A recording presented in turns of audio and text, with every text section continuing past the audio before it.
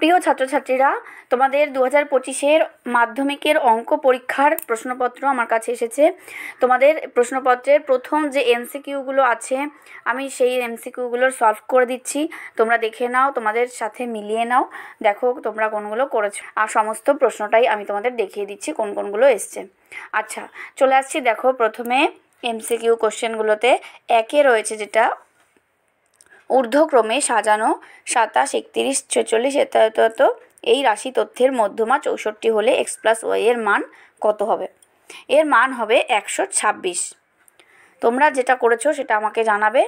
একটি লম্ব বৃত্তাকার চোঙ ও একটি অর্ধগোলকের ব্যাসার্ধ সমান এবং আয়তনও সমান। চোঙটির উচ্চতা অপেক্ষা অর্ধগোলকটির উচ্চতা শতকরা কত বেশি? দেখো, উত্তরটি হবে 50% বেশি। 3 নম্বর প্রশ্ন, একটি ত্রিভুজের 3টি বাহুর দৈর্ঘ্য sec থিটা 1 এবং tan থিটা হলে ত্রিভুজটির বৃহত্তম কোণের মান কত হবে? ত্রিভুজটির বৃহত্তম কোণের মান হবে 90 ডিগ্রি।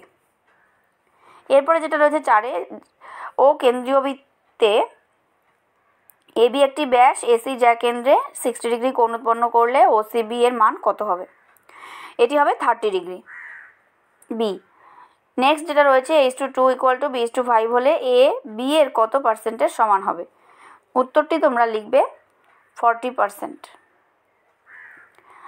6 প্রশ্ন, বার্ষিক x% সরল সুদের হারে y টাকার z মাসের সুদ কত হবে? এটা তোমরা সরাসরি সূত্রে ফেলে দাও, চলে আসবে xyz/1200 টাকা।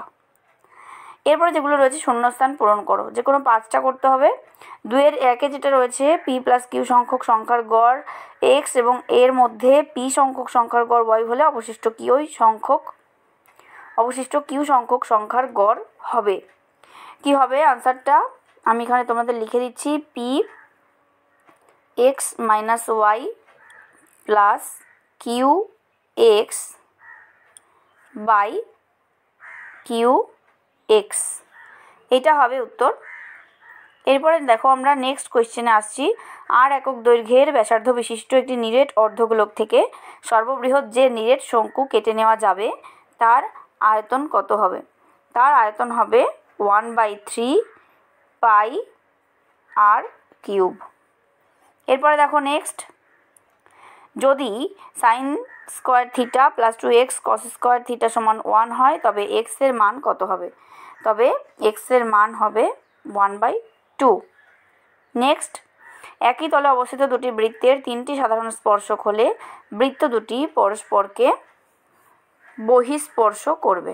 এটা হবে বহিঃস্পর্শ।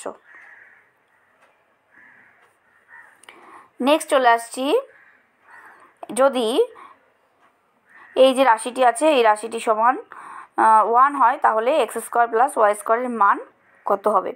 এখানে x² + y² এর মান হবে 38/169। এরপরে চলে আসছি 6-এর দাগে। 6-এর দাগের কোশ্চেনটা দেখো তোমরা। একটি ব্যবসায় পিন্টু আমনের 1.5 গুণ টাকা দিয়েছিল এবং ডেভিড আমনের 2.5 গুণ টাকা দিয়েছিল। আমন, পিন্টু এবং ডেভিডের মূলধনের অনুপাত কত হবে?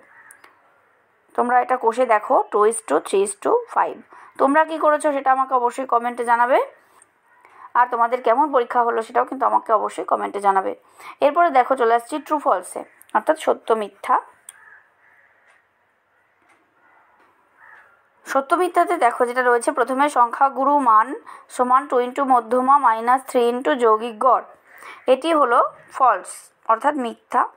2-এ যেটা রয়েছে শঙ্কুর আয়তন x, ভূমির ক্ষেত্রফল y এবং উচ্চতা z হলে x/yz এর মান 3 হবে, এটা কিন্তু ফলস হবে। তোমরা যদি এটা কষে দেখো তাহলে কিন্তু আনসারটা পেয়ে যাবে যে ট্রু হচ্ছে না ফলস হচ্ছে। এবং 3-এ দেখো, 3-এ যেটা হবে ফলস। 4-এ যেটা রয়েছে এবিসিডি একটি বৃত্তস্থ চতুর্ভুজ, কোণ এডিবি সমান x ডিগ্রি এবং কোণ এবিডি সমান y ডিগ্রি হলে বিসিডি এর মান কত হবে? x + y degree. এটা সত্য না মিথ্যে? এটা হবে সত্য। এরপরে যেটা রয়েছে 6x² + x + k = 0 সমীকরণের বীজদ্বয়ের বর্গের সমষ্টি 25/36 হলে k এর মান হবে 12, এটা কিন্তু ফলস। এরপরে যেটা রয়েছে 6 দাগেরটা, একটি যৌথ ব্যবসায় দুই বন্ধুর মধ্যে একজন XYZ টাকা এবং Y মাসের জন্য এবং অপরজন Y2Z টাকা X মাসের জন্য নিয়োজিত করে। চুক্তি শেষে তাদের লভ্যাংশের অনুপাত হবে X:Y। এটাও কিন্তু ফলস। তাহলে এই হচ্ছে তোমাদের সম্পূর্ণ MCQর প্রশ্ন। এরপরের SAQগুলো আমি তোমাদের দেখাচ্ছি। 2 নম্বরের 10টা প্রশ্নের উত্তর এখানে করতে হয়। তোমরা দেখো তোমরা কি কি আনসার করেছো, কেমন হয়েছে তোমরা অবশ্যই আমাকে কমেন্টে জানাবে। এখানেও রয়েছে। এরপরে চলে আসছি 5 দাগে পাটিগণিতের প্রশ্ন।